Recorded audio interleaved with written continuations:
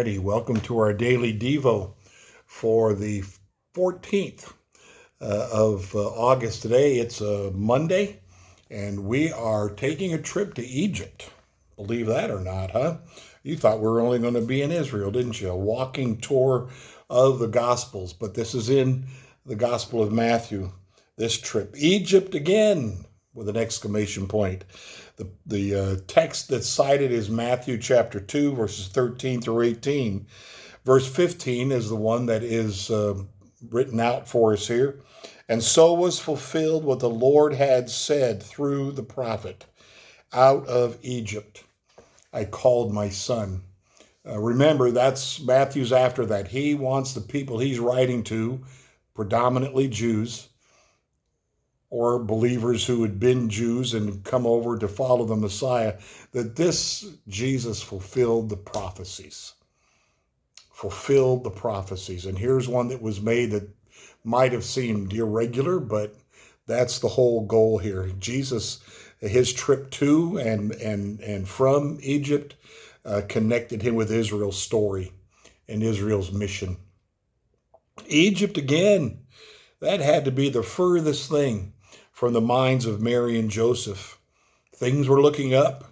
They'd moved into a house in Bethlehem, and the Magi's gifts promised this family a bit of economic relief. But the night of the Magi's departure, an angel's warning sent the Holy Family fleeing toward Egypt. What had happened? Earlier, the Magi's visit, which revealed Jesus' birthplace, stoked Herod's paranoia, and he was a paranoid dude. When the wise men returned to their country without giving the king the coordinates of the child's home, Herod flew into a rage and ordered the execution of every baby boy in Bethlehem 2 years of age and under. Bethlehem had helped define Jesus as the Messiah. Now being there put his life at risk.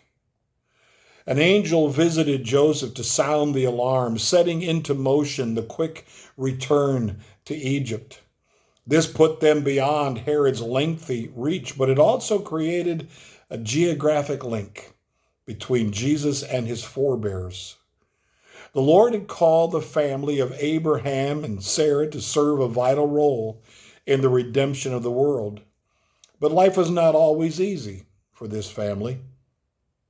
At the time of Jacob, a severe famine gripped the promised land, a threat so great that it precipitated the migration of Jacob's family, where else?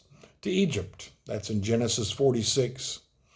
Similarly, when Jesus' life was threatened in the promised land, he fled to Egypt. Centuries after Jacob's family had traveled to Egypt, a new threat emerged in Exodus chapter 1, verses 1 through 22.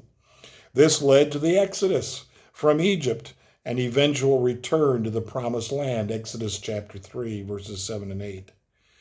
This powerful moment lingered in the memory of Israel, spoken of by the authors, poets, and prophets of the Old Testament, including Hosea. Out of Egypt I called my son. Hosea chapter 11, verse 1. Jesus' return from Egypt to the promised land is an echo of his forebears' return. And that is why Matthew quotes Hosea 11:1. It is not a prophecy of what Jesus would do. It declares that the return of Jesus was analogous to his forebears' return from Egypt. And in this way, geography becomes a tool that connects the stories and the mission of Israel and Jesus. Again, the connection, the moving of pieces on the game board. It just always seems that way to me when we look at things like this, that God's got all these moves in control, under control. And his moves always outdo the enemy's moves. Matter of fact, he takes the enemy's moves and he turns them for good to his own way. And we see that over and over again as well in the scriptures.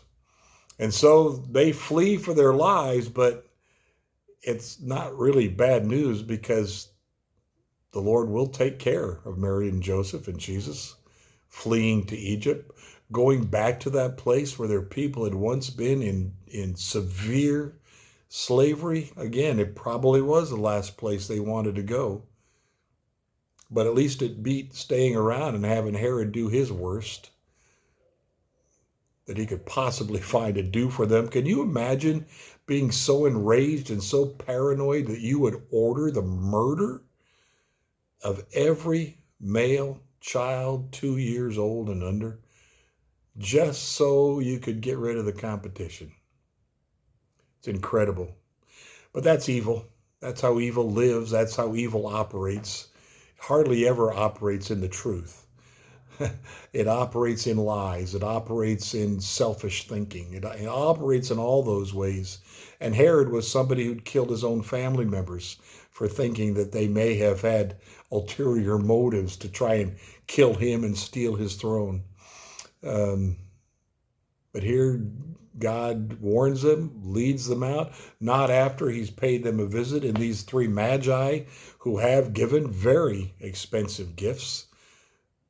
Is it money for the trip? Is God doing that? I think he is. He's preparing. He's getting them to a place where they can do this and they can afford it. It's amazing. Our God is amazing. There's no ifs, ands, or doubts about it. Blessings to you today on this Monday, and be aware of the truth of the scripture. The steps of the righteous are ordered by the Lord. Blessings to you today on this Monday.